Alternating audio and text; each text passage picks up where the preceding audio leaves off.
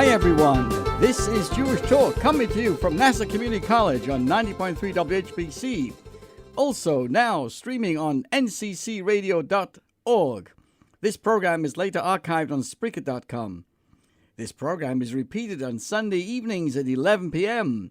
So hi there, you know what it is, you know the lingo. My name is Rabbi Perl. Good morning, good afternoon, good evening. This all depends when you are listening to us. And of course, that's what I say to everybody. Hello on the radio, hello online, hello to the world. Well, today is a very special day. We know it is Father's Day. And of course, last week we had a great insight. So today I'm going to continue to discuss a couple of questions that came my way. The first question that was presented was, I am a constant worrier. I worry about everything, and I know it. Everyone tells me to chill out, but I can't. The problem is, I always feel if I don't worry and something bad happens, I will feel guilty forevermore that I wasn't worried enough. And the lady who wrote this letter says, now I'm pregnant and I'm obsessed about what may go wrong. But if I don't worry, doesn't that mean I don't care? I'm in therapy, but do you have any Jewish strategies for me to get out of this cycle? Oh, yeah. All I say is forget about it. Stop worrying so much. You know, there's a wonderful old Yiddish proverb that is also said to be an ancient Chinese proverb and a more recent Indonesian proverbs, and sometimes attributed to Winston Churchill, Oliver Sholem, or Socrates, or even Dr. Seuss. What is it? There are two things you should never worry about. One is something that you can't help because you can't help it. The other is something that you can help because you can help it. Some matters are simply out of your hands. Life and death, weather patterns, and parking availability are in God's domain, not yours. Worrying about these is not just pointless. It prevents you from achieving in the areas where your efforts are needed. The precious energy wasted on being anxious would be better saved for far more important pursuits. An expecting mother's frame of mind has a direct impact on her unborn child. Your positive thoughts and trust in God are as vital for your baby as prenatal vitamin supplements and pregnancy pilates. Worrying, even with good intentions, is not really caring for yourself or your baby. When something worries you, meditate on this question. Is there anything I can do about this? Or do I need to leave it up to God? It is my business, or is it His business? If it's mine, I need not worry. I need to do something about it. If it's His, I need not worry. He knows what He's doing. Worrying is no more than a useless diversion from your real mission. Don't get lost in it. Those Yiddish, Chinese, and Indonesian were right. Leave God to do His job, and you do yours. Leave God to do His job, and you do yours. Fascinating. I want to thank you for that important question. Now, we have to appreciate the importance of what life has to give us and what difference we can make. You know, another question that came our way was, can wine be holy? The question is, I have many Jewish friends. I was recently invited to a Jewish home for Friday night meal and was surprised by the Kiddush ceremony, which involved saying prayers over a glass of wine. In my religion, wine is forbidden. Does Judaism honestly believe that such a sensual indulgence can be considered holy? Are you ready for the answer, my friends? Are you ready for the answer? Well, listen up. Each of us has a body and a soul. Our body is usually only interested in the material pleasures that this world has to offer. A good meal, an entertaining TV show, comfort, gratification. The soul has higher aspirations. It seeks true love, meaning, inspiration, and a connection to what's holy. All religions attempt to give us access to our souls. But as long as the body continues to chase the mundane, the soul is trapped. There are two methods to free the soul offered by different religions. One is suppression. By suppressing our bodily desires, we can allow the soul to shine through. This means a life of abstinence, avoiding the pleasures of the world. Another way of looking at this is refinement. Alternatively, we can find spirituality within the mundane itself by being involved with the physical world in a holy and refined way. Then the body no longer opposes the soul. On the contrary, it serves as a vehicle to express the soul's needs. Judaism, my friend, insists on the second approach. Rather than suppressing the body, refine it. Don't be celibate, but save sexuality for marriage. Don't fast all day, but only eat foods that are spiritually pure. Work with the body, not against it. The path of refinement is a challenging one, but it is possible. Just look at wine. Wine has a unique property that demonstrates the fact that we need not afflict our bodies in order to tap into our souls. Wine improves with age. Most foods decompose as time goes on. In fact, all physical things, buildings crumble, clothes wear out, our bodies age. This is because anything physical is, it doesn't last. While the world of spirit is eternal and gets stronger with time. The one exception is wine.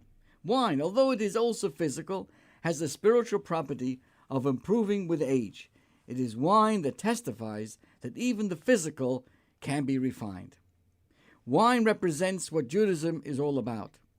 The fusing of the holy and the mundane, the spiritual and the physical, the body and the soul. My friends, what could be more holy than that? And today, think about this. Here's some ideas for discussion this afternoon with your father, with your mother, with your parents, with your friends. Think about this idea. How does Judaism use wine to mark important spiritual milestones? Number 2, how can the body serve as a vehicle to express the divine? Think about this. In fact, why don't you let me know? Shoot me an email at rabbiperl@chabadminiola.com, rabbiperl@chabadminiola.com, and let me know what you think about this idea of refining the physical and making it into something spiritual. My friends, excuse me, I want to share with you an experience that I had just this past Thursday night at the Playhouse. That's the Adams Playhouse at Hofstra University. I attended with nearly 60 friends and supporters, and so did all the other Chabad rabbis on Long Island, brought their friends and supporters and family to gather for an amazing evening, a Hakel evening. It started at 7:30. We got off around 8 o'clock. It's really started in earnest and then continued till approximately a little after 10 o'clock. It was amazing. We had a packed crowd, and the speaker was Rabbi Y.Y. Jacobson, world-renowned orator, and we had an amazing singer, Shulam Lima, operatic kind of voice, sang for us all medleys of so many different wonderful, uplifting songs. This gathering took place in conjunction with the upcoming anniversary of the 29th anniversary of the passing of the Lubavitcher Rebbe, which will be coming up next week. And in honor of that, to inspire ourselves on the Rebbe's teachings, nearly 1,000 people gathered at this special Hakel gathering. Hakel means to assemble in conjunction with this year. As you know, in the sabbatical year, following the sabbatical year, in biblical times, the men, women, and children would gather to inspire themselves to move forward into the next 7 years of activities in Israel of old. And today, even though we don't have the temple, nevertheless, the spiritual side of this, the idea, the importance of gathering and revigorating ourselves with the message of what life is all about, is something that we are celebrating throughout the year. So we had this amazing Hakel gathering. And Rabbi Y.Y. Jacobson shared with us some beautiful ideas of thinking about the Rebbe. Amongst the ideas, he shared the concept that we read how if someone becomes impure in biblical times, they would take water and ashes. And the ashes came from a red heifer, the red cow. And it was burnt into ashes, and it was together with, mixed with this water, mayim chaim, and sprinkled on the person who had become impure, and made him pure again. And the first thought that the Rabbi Jacobson shared with us, that the Rebbe, who began his leadership in 1950, faced a world, as we all know, a Jewish world that had just about survived after the terrible events in Auschwitz, in the Holocaust, with so many millions murdered, 1.5 million children. We all know the history. The world was down, was depressed. And the Rebbe came and showed us that even so, we can take the ashes, mix it with life, with water, which is water represents living life. We all begin as life in our mother's womb. Life is rivers and energy, and we can put energy and life back into life in general, and particularly Jewish life. And the Rebbe clearly did that throughout his leadership, and continues, and his legacy and his marching orders, so to speak, is still with us to this very day, where we all know the importance of putting life and energy and passion into everything that we do, even if it looks down and under. The second theme he shared was the Rebbe had a unique ability. He never spoke negativity. Even if he had to talk about something which was not positive, it was done in a way that was done without horrible words, in a clean manner, in a more uplifting manner. And particularly, he allowed others to have their space. You could speak to the Rebbe about anything, and the Rebbe was not judgmental, far from judgmental at all.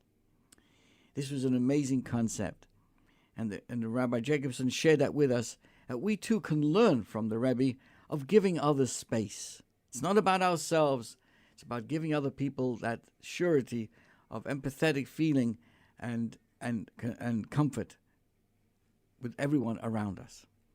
And of course, the third concept was the Rebbe was never satisfied. As much as everyone accomplished, how much more so? And he concluded with a story about a gentleman who came to see him, and he wasn't dressed like a chassid. He wasn't dressed like I do, with dark clothes and a black hat and the whole beard and everything else.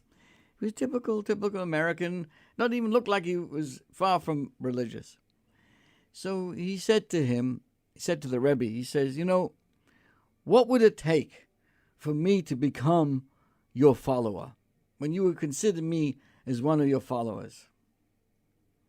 And I know what you're thinking. The Rebbe's going to tell him to wear a black hat. The Rebbe's going to tell him to wear a gartel. The Rebbe's going to tell him this and do that. The Rebbe said like this. He said like this. If, before you go to sleep at night, you make a reckoning in your mind and say, tomorrow I'm going to live a more fuller day and accomplishing more than I did today, and act that way and perform that way, I will be proud to call you my student. The Rebbe didn't ask him about how his clothes, just asked him of thinking about his life and what more meaning he could put into his life, even at this stage. And he was over 50 years of age. The idea of being able to make a commitment to grow and to progress and to make a bigger impact on the world in the most positive manner.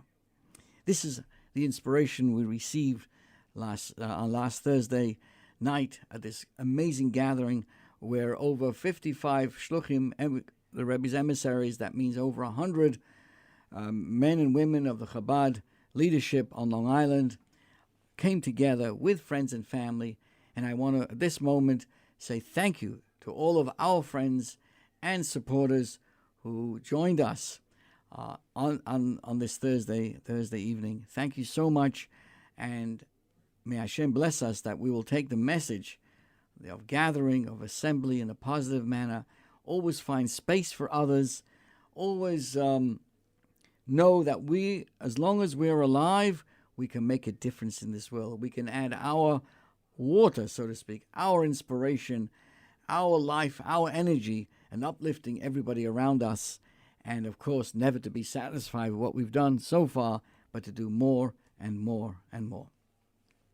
So, moving forward, this week's Torah portion is about the spies who scouted the land of Israel and brought back a negative report. The spies were motivated to speak badly because they were reluctant to enter the land. They feared that being occupied with working the land would leave them little time and energy for their divine service. The spies were mistaken in their approach. Everything in this world is created by God and has a spiritual source. Our mission is not to reject the physical world, but rather elevate it and refine it. As we've been discussing, God desires a relationship with us here with the physical, not removed from it. God is not outside of our world, but is found too within its dimensions. And I'm going to elaborate a little bit more on this very subject. And I'm going to, gentlemen, I apologize if you feel uncomfortable in what I'm going to share with you. And that is, I'm going to share with you a feminine perspective on materiality and the physical from something that what the men of distinction couldn't fathom. Shalach, the Torah portion, contains the episode of the spies sent by Moses to scout out the land of Canaan. And we all know, as I'm sharing with you, God said to Moses, send for yourself. You want to send spies to go out, check out the land, do that. And send one man each from the father's tribe. So Moses sent them from the desert of Paran, etc., etc. As we know, 10 of the 12 spies returned with disparaging reports about the land, instilling fear and discouragement in the heart of the nation. The Jewish people's reaction was despair and lack of faith, whereupon they were punished by a decree to remain in the desert for 40 years. The generation did not want to hear the promised land, didn't want to enter it, and they would eventually, during those 40 years, die out in the wilderness. Now, the nation's cry of despair, when did this happen? None other than the 9th of Av. As we know, it's called Tisha B'Av. Now, two of the spies, Kalev and Joshua, or Yehoshua in Hebrew, did not join in the negative report of their fellow spies, but attempted to encourage the nation not to lose heart.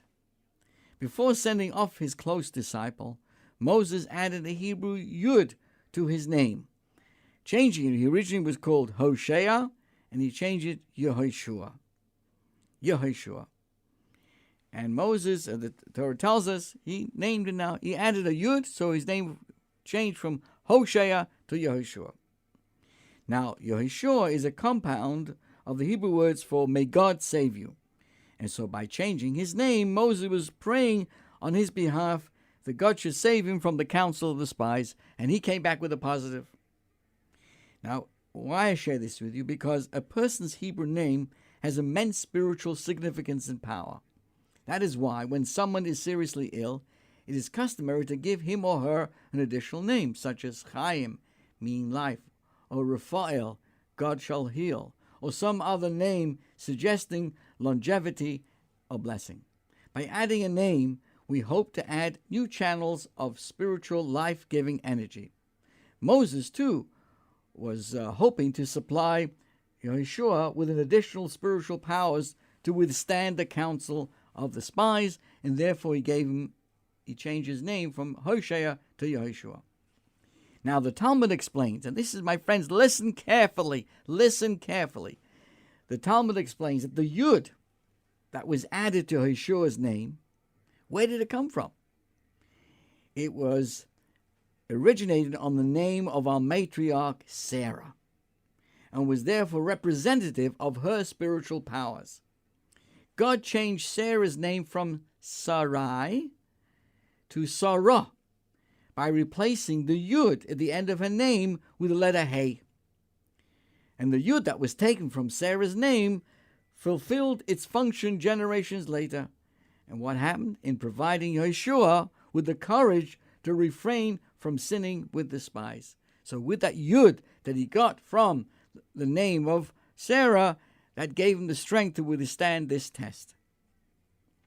Now the Medrash tells us that while the spies' negative report influenced virtually the entire male population, the women retained their faith in God and his promise.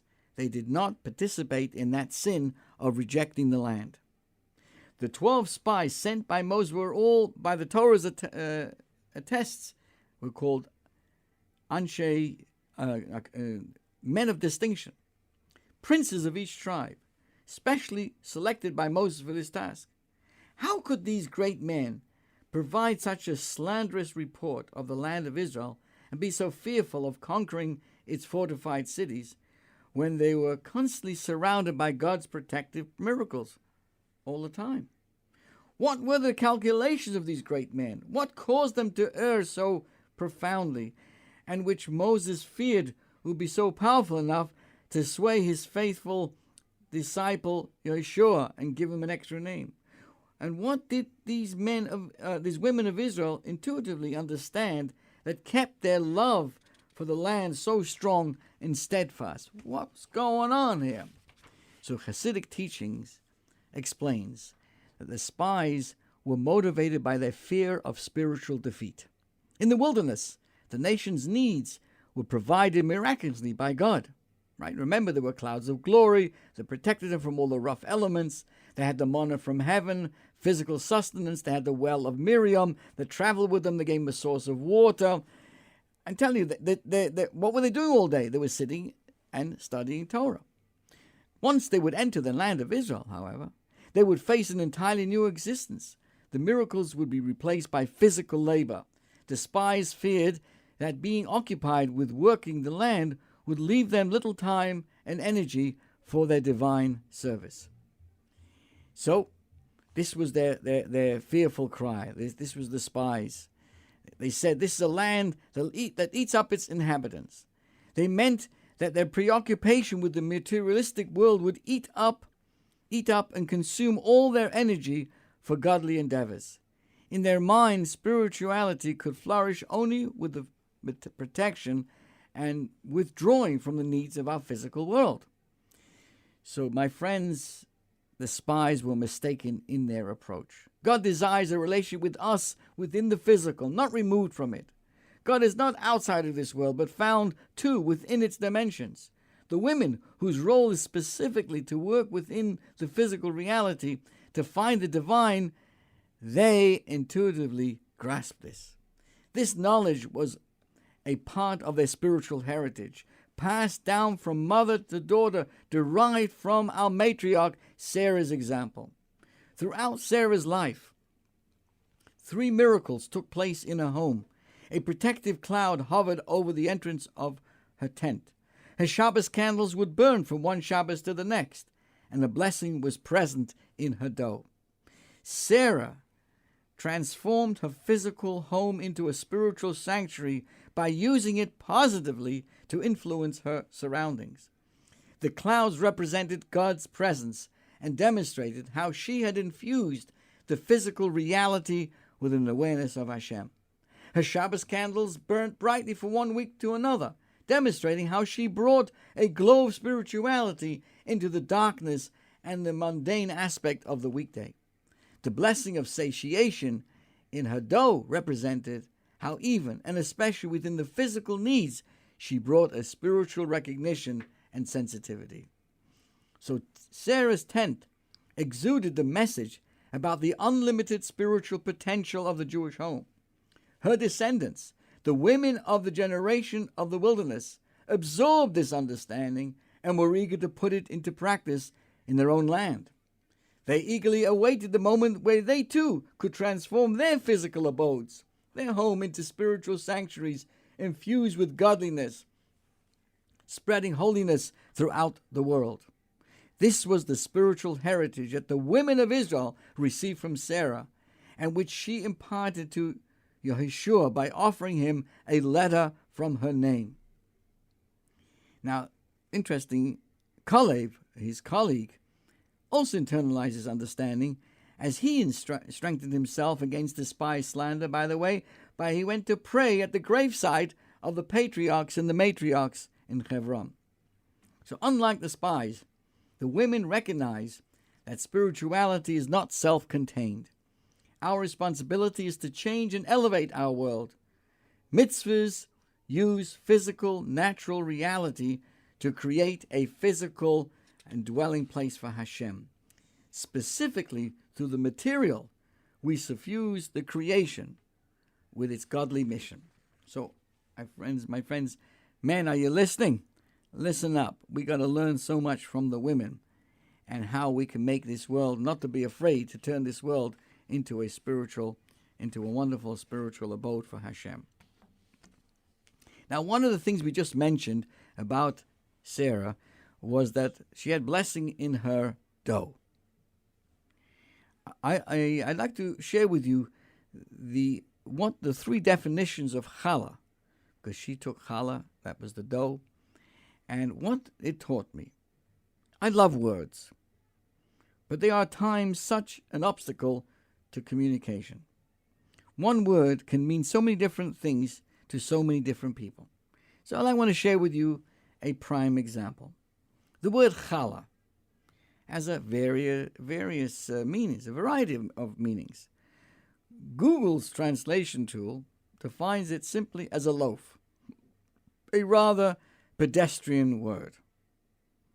But ask for a challah at a kosher bakery and you will get a braided bread.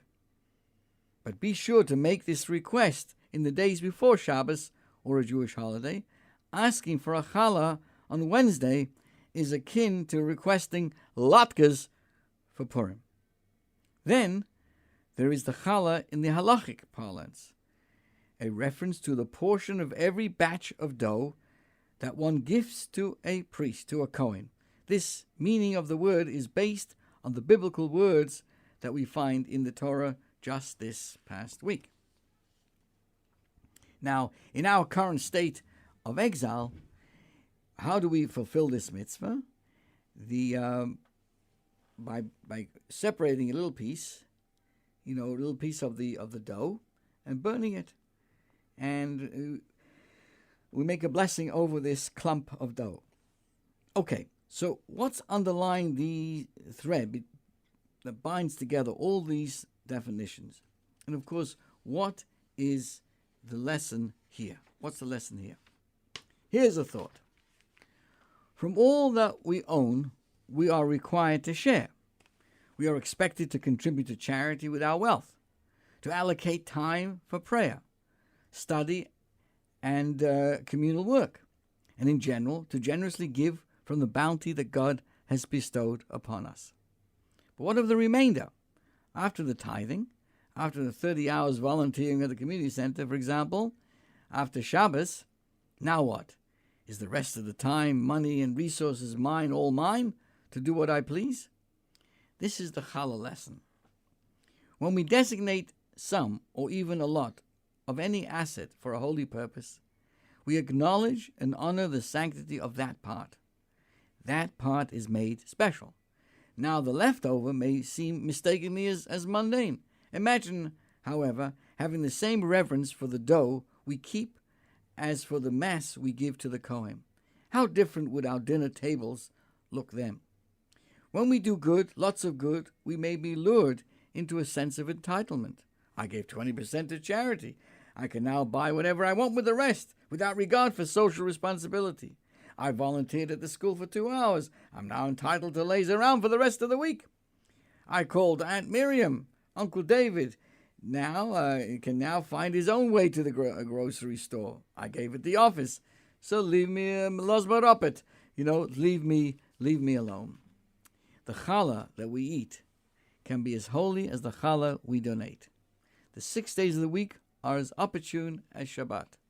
The money in my pocket must be treated with as much awe as the bills in the charity box. It is all God's, and we are entrusted with it, part to give away and part to utilize appropriately, as we're discussing today.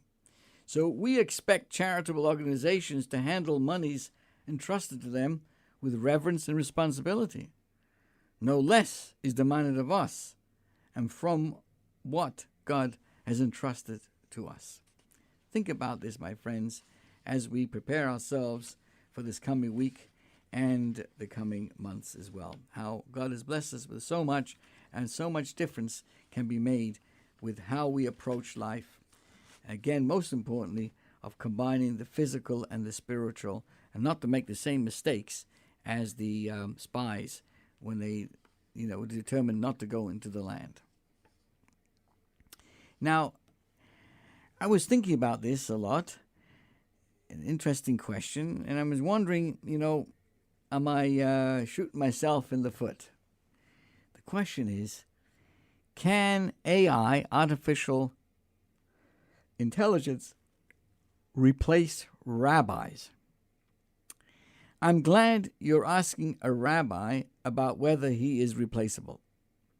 That's like asking an employee about the prospect of being replaced with automation. This was the question that we received. I assume your question isn't about replacing the rabbi's role as mentor, given that AI lacks human experiences, emotions, and the ability to empathize. Much of what a rabbi does involves connecting with individuals on a personal and emotional level, understanding their unique circumstances within the greater context, and providing, of course, guidance accordingly. AI, artificial intelligence, cannot replicate the depth of human connection required for spiritual counseling and support. Rather, your question seems to be about asking halachic questions to a chat box instead of a rabbi. The truth is that, unlike a typical employee being replaced by artificial intelligence, AI, many rabbis would welcome a possible alternative. After all, they would love nothing more than to spend their time learning more Torah.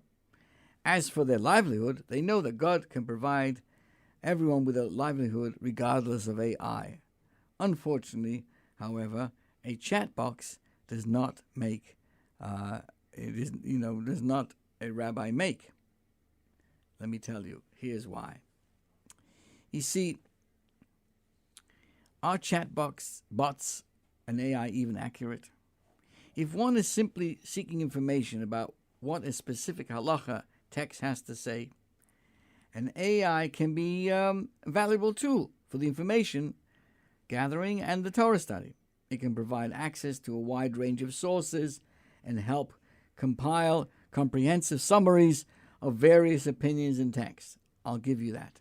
Yet, despite the AI's significant advancements in various fields, it still has a very long way to go to provide reliable and accurate information, especially in the realm of Jewish law. Torah texts often require nuanced interpretations, taking into account historical and contextual factors. AI systems typically operate on data-driven algorithms and lack the ability to grasp the intricacies of religious teachings. A human rabbi, hopefully, possesses years of training, study, and understanding of the text, allowing him to provide guidance within the framework of halacha, of Jewish law. A second issue is that the programming of AI introduces a very significant challenge. The values and halachic rulings programmed into AI systems inherently reflect a bias influenced by beliefs and the interpretations of those who develop the algorithms. This bias may lead to the exclusion or prioritization of certain opinions, potentially distorting what Jewish law and its landscape presented by the artificial intelligence. The acceptance or rejection of controversial topics can greatly impact the AI's conclusions, steering it in specific directions that may not align with Jewish law. Let us assume, for argument's sake, that an AI, artificial intelligence, has somehow overcome all of these challenges and has also advanced significantly to the point where it can gather and present unbiased information. Knowing accurate information and data is merely one component of determining what the correct halacha is, what the Jewish law would be. Countless letters and talks from the Rebbe emphasize and admonish, actually, that if a question arises in Jewish law, it is not enough to just ask someone who is ordained and has a title called rabbi. The rabbi needs to be a practicing rabbi who has shimush. What does shimush mean? The experience that comes from apprenticing with a veteran rabbi. The sages of the Talmud discuss one who read and learned but did not serve Torah scholars. He didn't have the shimush. He didn't have the actual internship with another veteran rabbi. This is what the Talmud says. Rabbi Lezer says someone who did that is considered an ignoramus. Rabbi Shmuel ben Nachmani says this person is a boor. And the third rabbi says this person is comparable to a Samaritan. That's a person who follows the written law but not the traditions of the sages. Clearly, active shimush, active internship with a veteran rabbi is most critical. Shimush, I'll use the word shimush, involves actively engaging with experienced and knowledgeable authorities, observing their methodologies, and gaining hands-on experience in halacha decision-making. This apprenticeship-like approach is crucial to developing practical skills, judgment, insights into Jewish law practice, which can't be gained by reading text and gathering information. On the same note, Masorah, tradition, plays a crucial role in halachic decision-making. AI lacks the ability to access anecdotal material or personal experiences passed down through the generations of scholars. Masorah encompasses not only the tradition, not only the oral tradition received from teacher to teacher, but also the observation of how the teacher applied these halachic rulings in practical cases. An intriguing statement often quoted in Jewish law is that the opinion of the lay people is the opposite of the Torah's opinion. The Rebbe explains that this refers to people who have indeed learned and are perhaps very knowledgeable in Jewish law. However, even such individuals miss a vital component of the halachic decision-making process if they lack practical experience. It's not enough, it's not for naught that the Talmud says, shimush, this apprenticeship is greater than learning itself. In other words, an AI may have learnt a lot and appear more knowledgeable in many ways, but it may still be considered an ignoramus for our purposes. Although we may not technically have the original smicha, that means the original ordination to be considered a rabbi, he still needs to be ordained and have shimush and have this practical knowledge as well. In addition to the reasons that I've discussed, when a rabbi approaches a Jewish law decision, the process with proper preparation and knowledge, and the appropriate humility and fear of heaven, then he receives what is known as siyata d'shmaya, help from heaven, ensuring that he will rule correctly in that specific situation. This is because the rabbi is following what the Torah itself enjoins to do. On a personal note, when I was all of 19, I was studying in Paris at that time, in Brunois, beautiful Lubavitch yeshiva, and somebody came over me and said, I want to become a rabbi. I wanted to get this smicha, get this ordination. I went to my teacher, and Reb Nissen Nemanov, and I asked him this permission to start studying for smicha. He looked at me, and he said that when you will have humility and fear of heaven, you will become a good rabbi. I learned an amazing lesson from his answer to me. He didn't say to me, chutzpah, this is not, you're too young for this, or I don't know anything about this. What are you wasting your time on this now? You're too young, you have to go to another yeshiva, which indeed in those days you came to Eastern Parkway to do your ordination. But he went straight to the point.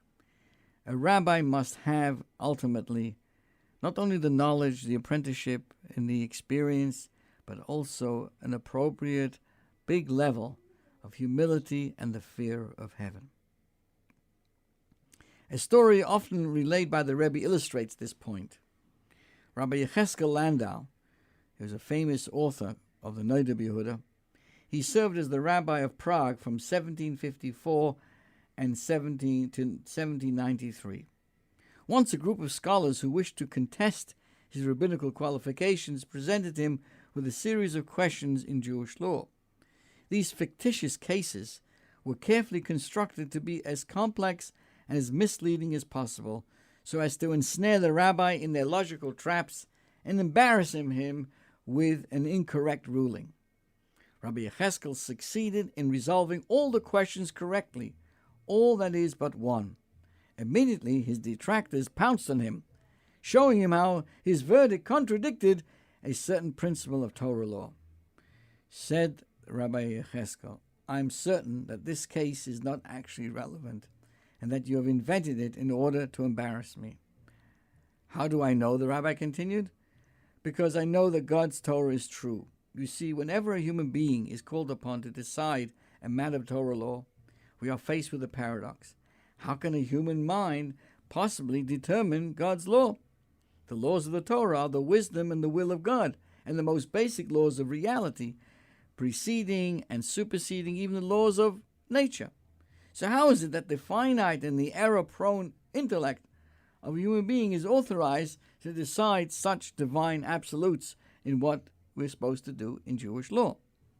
But the Torah itself instructs that the Torah is not in heaven, but has been given to man to study and comprehend, and that whenever a question or issue of Torah is raised, it is the human mind, employing his finite knowledge and judgment, who must render the ruling. In other words, when a person puts aside all the considerations of self and totally surrenders his mind to serve the Torah, God guarantees that the result will be utterly consistent with his will. However, concluded the Rabbi Yecheskel, this guarantee is only applicable to actual events. When a rabbi is called upon to determine what it is that God desires to be done under a given set of circumstances, but not if this personal honor is only the issue at hand. Had you presented me with a relevant question, I know I would have not made the mistake, since I approached the matter with no interest or motive other than to serve the will of God. But since your case was merely a hypothetical question designed to mislead me, my mind was just like every other mind, great and small alike, imperfect and, limited. So now, while rabbis are assured of this assistance, we have no assurance that this same is granted to the algorithms of artificial intelligence. So, my friends, I think that this question of whether the AI is going to replace the rabbis is, as we would say, a waste of time. It's never going to happen because of what I've discussed. You need the actual hands-on experience, and you need to be a personality filled with the awe of Hashem. It's called Yirah Shamayim, and with that you're able to make it happen. Now, I want to continue our conversations today in the importance of how we see things. Many times, we don't see things in the proper manner. Perspective. What perspective in anything, whatever it may be, what a difference it can make. How we look, where we look, and the way we look at things always colors our impressions. In this Torah portion, we have the mitzvah of Ru'isem, and you shall see, written twice. The first is at the beginning of the portion, in the story of the spies sent by Moses to investigate the promised land. And the second time is at the very end, in the mitzvah of tzitzis. In the first verse, Moses instructs the spies, and you shall see the land. See if it's strong, if the people are strong or weak. Are the cities open or closed or fortified? So one time we talk about seeing.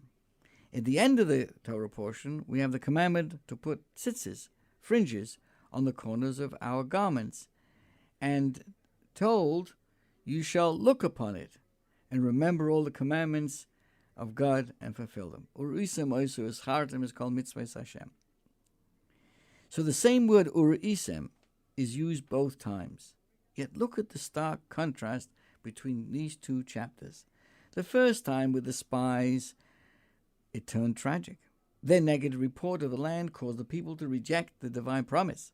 Their cries of fear and despair caused God to decree there would become a time of weeping for generations. And indeed, it was Tisha B'Av. And the resulting 40-year delay in entering the Israel was to be the first of many national calamities to befall our people on that very day. On the other hand, the second instance of the word Urisem in our Torah portion is a positive one, looking at the fringes in a way to remember all the commandments of God and to observe a godly life. So again, it all depends how we look at things. It all comes down to where we go looking. To see the land as spies, to see it as earthiness, you get a materialistic perspective. Or you can look at something like tzitzis, engage them, and see them as a mitzvah, a heavenly perspective. Ever watched an army of ants at work? Isn't it fascinating how they march in a straight line? Such disciplined workers. It is quite amazing. Ants, you see, have one-dimensional vision. That's why they follow their noses and the guy right in front of them. They have no peripheral vision and therefore no distractions from their single-minded, though limited perspective. I remember a Farbrengen in yeshiva when I was a student. Farbrengen is a Hasidic gathering.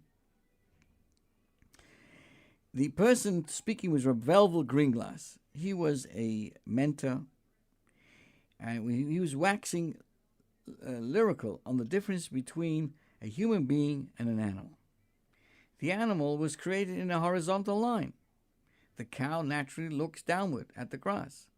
Munching grass is its full-time occupation. All the cow thinks about all day is its food. Ever see a cow looking up at the sky and pondering the meaning of life?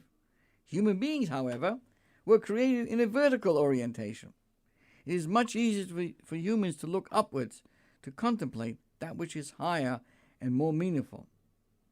I guess that's why chips and baboons that stand vertically think that they are ganze Menschen. To be people of vision, we must look upward. There is a higher purpose in life. There is a deeper meaning to what meets the eye. The whole of Kabbalah and mysticism is based on the principle of the metaphysical. This fundamental principle is that there is not only the self-evident body, but also the invisible soul. Not only the universe, but also a cosmic plan and a profound reason for every experience in life, whether it's obvious or not. Well, if we only look at the land, at that which is earthy and material, the world is crass and careless, helter-skelter and hollow. But when we raise our sights and lift our heads up heavenward, we see much more. When we utilize our unique human mind power and spiritual potential, we can better discern the wood from the trees, the lofty from the low. The sages of the Talmud noted that by looking at the tzitzis, we not only see the commandments of God, but we discover God himself. I guess where you look always determines what you find.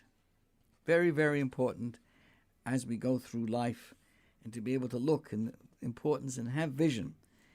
You know, I know people, they come to an event, the first thing they have to say is something negative. The program hasn't begun. We haven't heard from the speaker. We haven't heard the music.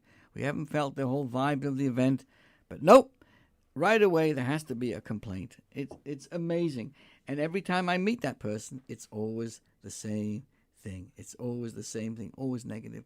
Why can't we have a positive vision about everything around us? So, in the few moments left to us on our program today, allow me another important thought. In democracies, as well as in Jewish law, majority rules. A court of Torah law must always consist of an odd number of judges, so that there should always be a majority opinion. But the fact is, sometimes the majority gets it wrong. The story of the Torah we've been mentioning today is of the 12 spies sent by Moses to the Promised Land. It is a case in point. Only 2 of the dozen, Joshua and Caleb, remained faithful to their leader, to the purpose of their mission and to God's assurance that this was a good land. The other 10 spies went awry. The spies were sent on a reconnaissance mission to determine how best to approach the coming conquest of the land of Canaan.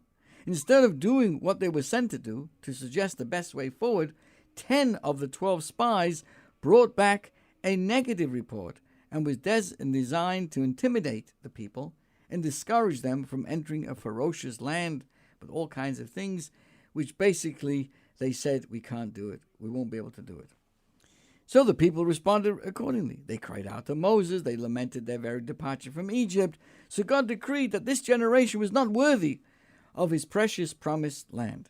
Furthermore, this day of weeping, on which they cried for no good reason, would become a day of tears for generations. And that same day, the day they came back with a bad report and cried, made everybody cry, turned out to be the same day the first temple was destroyed, the second temple was destroyed in Jerusalem, first by the Babylonians and then by the Romans. The same day when the First World War began, it's the first day when the Spanish Inquisition happened. So many things happened on Tisha B'Av, the day that would become a day of mourning for so many different calamities. Now, the question I'd like to pose here, why did people not follow the 2 good spies, Joshua and Caleb, instead of the others? The obvious answer is they were outvoted and outnumbered. 10 versus 2, no contest, majority rules. Tragically, though, they backed the losers. And the result was an extended vacation in the wilderness for them, and a tragedy for all of us to this very day. So, although we may be staunch Democrats and believers in the democratic process, clearly there will be times when the minority is right. I wasn't talking about Democrats in terms of political or Republicans. I'm talking about generally. We have to be. Sometimes minorities is right. The saintly Rabbi Yisrael Meir HaKohen, better known as the Chafetz Chaim, once challenged by a fellow Jew who is somewhat educated. He was like an educated cynic. Rabbi, he argued, doesn't the Torah itself say that we must follow the majority? Well, the overwhelming majority of Jewish people today are not that religious. So that would mean that all those who are observant must come over to our way of thinking, right? Majority rules. And the Chafetz Chaim answered this with the following story. Recently, I had an occasion to be traveling by a coach back home from an important trip. En route, the coachman distributed generous helpings of vodka to his passengers to keep them warm and content. The coachman, too, himself drank so much vodka that more than he should have. When we came to a crossroads, there was confusion to which way to turn. Most people argued to the left road was the correct. I was the only one sober on the sober passengers on board, and I knew without a shadow of doubt that we needed to take the road to the right. So I asked you, my friend, should I follow the majority? They were hopelessly drunk and the judgment impaired. Thank God I prevailed. All too often the values and the judgment calls of the world are simply wrong. No matter how outnumbered our moral people may be, we will continue to follow the path of decency and sanity. We have never played the numbers game. Always we have been the smallest of nations. We are known not for our majority, but for our morals. Not so long ago, I think it was the time of some terrible events and massacres, and there was a in the news. Can it be that the whole world is wrong and Israel is right? Guess what? They were spot on. There are times when the whole world is wrong. My wife, has taught for many years. Once a former student of hers asked if she could speak privately. She needed some advice. She was now a young woman, and everyone was telling her that she was crazy for insisting that she have no intimate relations before a wedding. She sought my wife's affirmation that she hadn't lost her sanity. All too often, it is the world that is stark, raving meshuggah, veering drunkenly out of control. It takes substantial strength of character and vision to resist the pull of drunken majority. My friends, on this beautiful Sunday, may God aid us to be men and women of stature, of spirit. May we be inspired with the courage to stand up and be counted, even if it means being a lone voice in the darkness. Otherwise, we may never get to our destination. Wishing everybody a wonderful week. 1, 2, 3, 4.